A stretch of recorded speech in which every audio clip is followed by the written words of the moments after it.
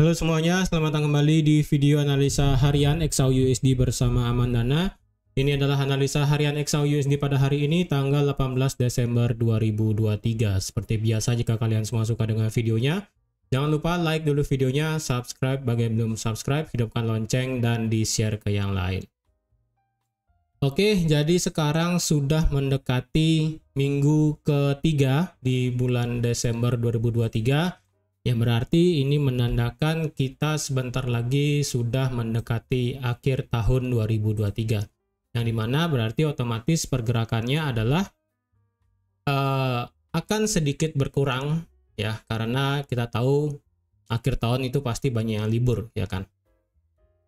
Jadi untuk analisa pada hari ini, kemarin ya, pada saat saya buat analisanya itu kan 2030 menjadi area support saat ini, yang dimana jika ini di break maka kemungkinan akan lanjut turun terus sampai ke 2020, yang dimana 2020 kita juga melihat yang namanya value gap di sini, dan di M5 kita ada yang namanya area demand juga di sini, dan dimana sekarang otomatis berarti harga itu kemarin sudah turun ya, sudah turun di bawah 2030,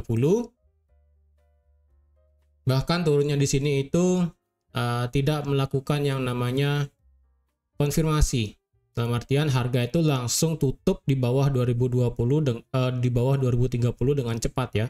Dari 2031 sampai ke 2021. Jadi 100 pip langsung satu candle ini ya. Satu candle turun langsung 100 pip, padahal kalau dilihat hari Jumat kemarin itu nggak ada berita yang membuat pergerakannya cukup signifikan, kecuali kemarin kita ada flash services PMI dan juga manufacturing PMI. Bahkan kalau kita lihat ini sebenarnya dari segi manufacturing PMI itu hasilnya lebih rendah, tapi ini dari segi services PMI itu lebih bagus karena dari 50,8 ke 51,3. Jadi bisa dibilang dari segi services PMI itu lebih bagus ketimbang manufacturing PMI.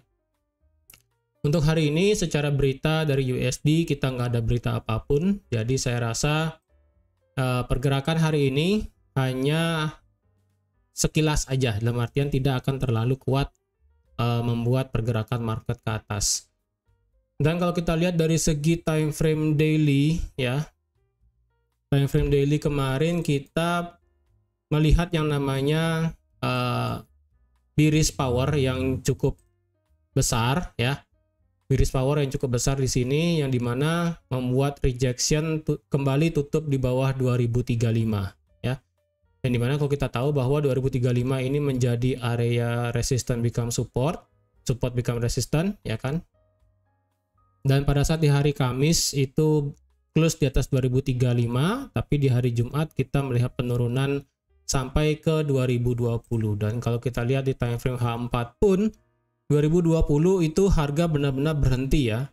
Di harga 2020 harga benar-benar stop di 2020 ya. Jadi sekarang harga ini berarti otomatis rangingnya adalah dari 2050 sampai ke 2020. Dan sekali lagi, jikapun 2020 ini di break ya, maka kecenderungannya adalah ini akan bergerak lanjut turun sampai ke 2009. Bahkan paling ekstrimnya adalah sampai ke 2000. Kenapa demikian? Karena kalau dilihat sekarang ini pergerakannya dari segi time frame H4 itu harga sudah membuat yang namanya change of character ya kan, yang dimana harga itu membuat seperti ini ya. Nah seperti ini, harga itu membuat change of character di sini dia dari 1996 pada saat berita FOMC minggu lalu ya kan. Jadi otomatis kalau kita lihat berarti ketika sudah terjadi change of character, kita bisa tarik Fibo dari time frame H4 dari low paling rendah di sini sampai ke yang paling atas di sini. Dan kalau kita lihat harga itu berhenti di 38,2, yang dimana itu adalah 2019 ya, kita bisa genapkan di 2020. Kemudian 50%-nya adalah 2009, dan dimana di sini adalah 2010 juga ya, beda lagi dikit. Kemudian 61,8 adalah di angka 2000 ataupun key level, yang dimana ini juga di 2001 ya. Jadi kalau kita lihat dari segi Fibo-nya dan juga area key level yang sudah saya gambar kemarin ya, itu hasilnya mepet ya, hasilnya mepet.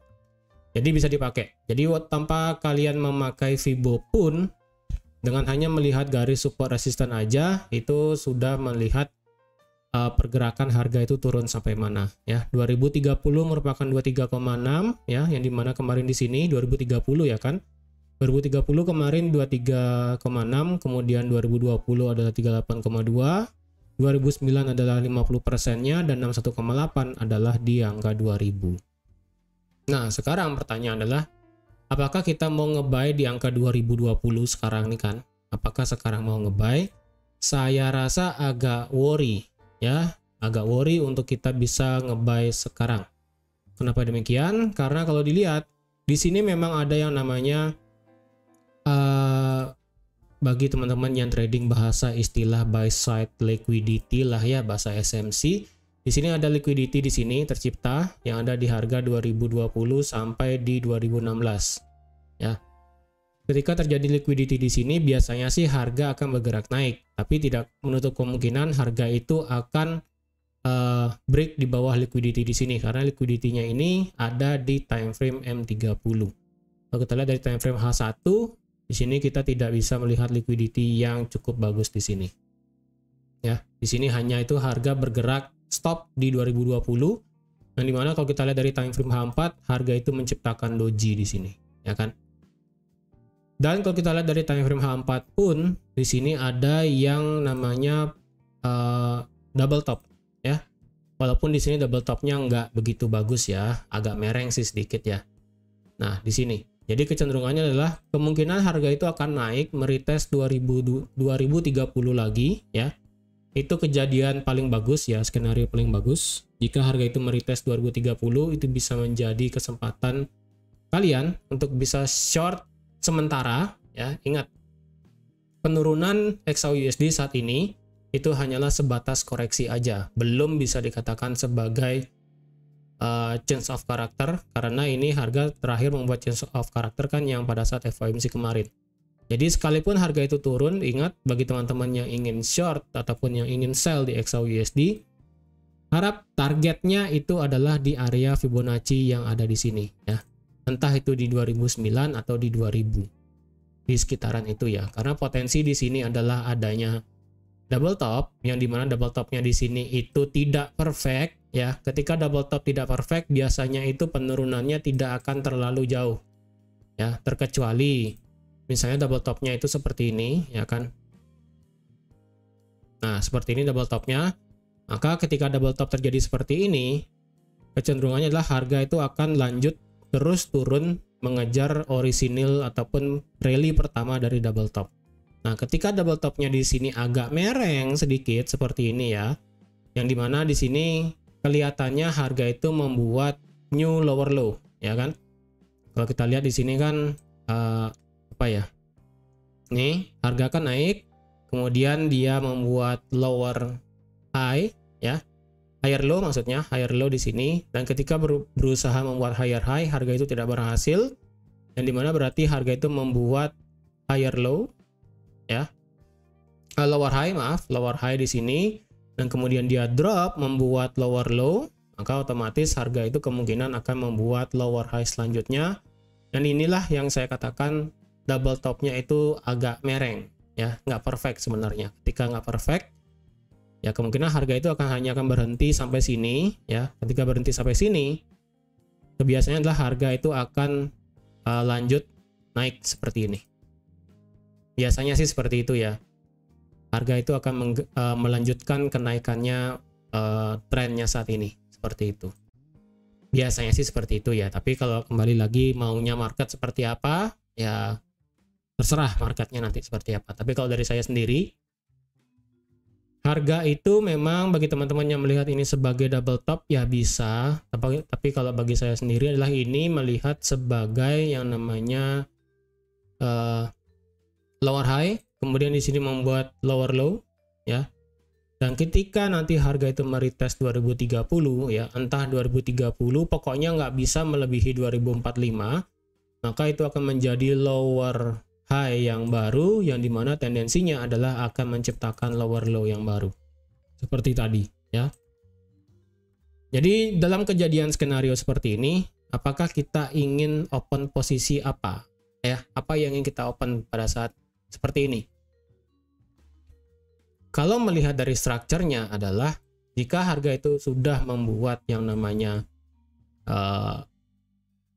lower low, lower high, ya kan biasanya kan kita akan membuat apa tuh? Biasanya kita akan open posisi sell di mana retracement itu terakhir, ya. Kalau kita lihat berarti kan kita bisa ambil Fibo terdekat untuk kita bisa mengukur rasio di mana biasanya harga itu akan memantul, ya.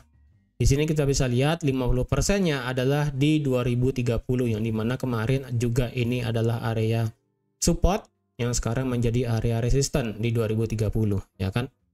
Jadi otomatisnya adalah jika itu harga naik sampai ke 2030 dan terjadi konfirmasi pembalikan harga, itu bisa menjadi trigger untuk teman-teman ambil posisi sell dengan target terjauh adalah di 2000. Saya ingatkan sekali lagi, jika yang ingin open posisi sell, jangan terlalu lama pegang open posisinya, ya, karena sekali lagi kalian itu sedang melawan arah market. Seperti itu. Oke. Dan kalau kita lihat juga dari time frame M15 ya. Oh enggak, di M30 ya. Di M30 kita juga ada satu area struktur supply terdekat di sini ya. Supply di harga 2031. Berarti kan yang tadi itu adalah berarti 61,8 yang di sini ya. Di sini 61,8-nya, berarti otomatis jika harga itu nanti bisa naik sampai ke 2030, 2031 sekitaran ini, itu bisa menjadi trigger teman-teman untuk ambil posisi sell nanti di sini. Untuk stop loss-nya mau tidak mau harus ditempatkan di high tertinggi sebelumnya di sini ya. Kalau nggak mau taruh di sana ya sudah diturunkan saja sampai ke 2045 ataupun di 2040 ya, bisa di 2040 untuk stop loss-nya. Dan target terjauh adalah bisa sampai di 2000. Saya ingatkan sekali lagi, target terjauh di 2000. Karena ini adalah tendensinya melawan market, ya sudah teman-teman jangan nekat dulu untuk ambil posisi sell tanpa adanya konfirmasi. Jika harga memang ingin mengejar 2030, boleh nggak kita open buy sekarang? Ya, kalau ingin open buy sekarang, mengingat 2020 adalah 38,2 Fibonacci, saya rasa lebih prefer untuk ambil posisi buy nanti di sekitaran 50% dan 61,8 Fibonacci yang ada di 2009 ataupun di angka 2000 ya. Jadi tendensinya adalah sekarang ini kan harga bergerak di tengah-tengah nih di angka di harga 2020. Tendensinya adalah antara harga itu akan bisa langsung mengejar 2009 baru balik, atau harga itu akan langsung mengejar 2000 sebelum harga itu akan mantul lagi. Seperti ini. Ya. Jadi sekarang karena harga berada di titik 38,38 ya Fibonacci, saya rasa karena 38 itu kan titik apa ya, titik terendah dari suatu market untuk bisa melakukan retracement. Nah, itu bahasanya ya. Jadi ketika berhenti di 2020, tanpa adanya konfirmasi kita bisa melakukan open posisi buy, itu agak sedikit berisiko karena ketika 38 lewat, maka harga kemungkinan akan mengejar 50% Fibonacci ataupun di 61,8. Seperti itu ya. Apalagi kalau kita lihat ketika 61,8 lewat, ya sudah di sini kalau kita bisa lihat candlenya ini bersih ya. Tidak ada satupun apa sih bahasanya di sini ya, kalau ada satu candle bersih di sini. Jadi ketika dia break di bawah 2000, tendensinya adalah harga bisa langsung turun sampai ke 1985. Jadi seperti itu. Jadi walaupun kita ingin nge-buy di kondisi saat ini yang dimana kita ingin bersama dengan market ataupun mengikuti arah market, tentu saja kita harus open posisi buy di tempat yang bagus. Jangan hanya asal untuk open posisi buy ketika harga itu berhenti di area level yang sudah saya gambar di sini ya. Jadi walaupun harga itu nanti turun sampai ke 2009, ketika ada konfirmasi baru kita bisa open posisi buy ya. Dengan target misalnya di 2009 ya sudah kita targetkan di bawah 2000 ya. Karena kita sekalian aja kita taruh Fibonacci stop lossnya di bawah 61,8. Jadi misalnya kalau teman-teman ingin spare lotnya bisa di 2009 atau di sekitaran angka 2000 di sini. Ya, jadi tinggal tunggu konfirmasi aja entah itu di 2008 atau di 2009. Ini untuk yang intraday ya. Kalau yang ingin scalping silahkan turun ke time frame M15 atau bahkan turun ke time frame M5. Ya, kalau kita lihat di time frame M5 sekarang harga itu sudah lewat. Yang namanya harga itu sudah membuat yang namanya double bottom di sini. Harga sudah terlanjur running dan harga tertahan di area resisten terdekat yang ada di 2023. Karena kalau kita lihat 2023 kena, kemudian harga bergerak turun. Jadi sekarang berarti otomatis untuk scalping areanya adalah dari 2023 sampai di 2016 bagi teman-teman yang ingin scalping ya. Jadi seperti itu. Jadi walaupun kita sedang ingin mengikuti pergerakan arah market ya, dalam artian kita ingin open posisi buy di 2009 ataupun di 2000, tentunya kita harus ada konfirmasi sebelum kita open posisi buy. Itu pula dengan kalau kita ingin ambil posisi sell ketika harga itu naik sampai ke 2032 misalnya, atau di 2031 ataupun di 2030 ya. Selalu pergunakan konfirmasi supaya tradingan kita itu bisa lebih bagus hasilnya ya, seperti itu. Oke. Jadi teman-teman sekian aja untuk analisa XAUUSD pada hari ini. Market hari ini kemungkinan akan cenderung agak sepi karena tidak ada berita fundamental juga pada hari ini. Jadi consider, harap berhati-hati untuk key level yang sudah saya gambarkan di sini. Oke, jadi sekian aja untuk analisa XAUUSD pada hari ini. Terima kasih sudah menonton videonya sampai habis. Terima kasih juga sudah like, share, dan subscribe seperti biasa. Dan sampai jumpa lagi di analisa harian XAUUSD selanjutnya. Bye-bye.